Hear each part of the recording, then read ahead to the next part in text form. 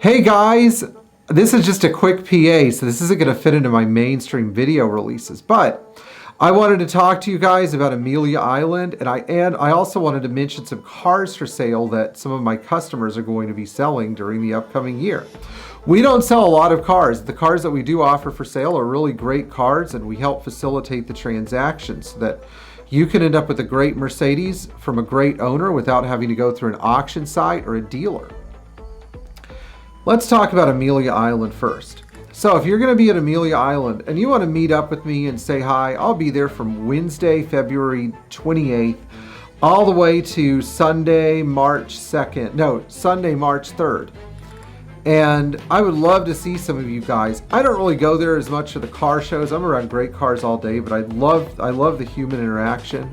And you can email me at mbownersforlife@gmail.com if you'd like to come say hi at Amelia Island. And if you're also looking at a car at the Amelia Island auctions, I'll be happy to check it out for you for a small fee.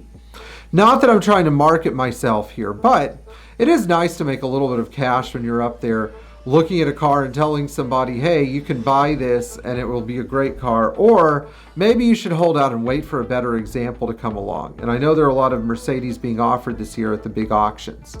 Number two, we've got some customers who are selling cars, which I shouldn't do this. I really should not do this, but you know, I like the idea of placing my customers' cars with responsible homes. So, first car, 1980 300D Manila beige, Palomino, some rust in the bottom, front suspension rebuilt, rear axles rebuilt, regular services, great running 300D non-turbo with a excellent maintenance record from roughly the last 10 years.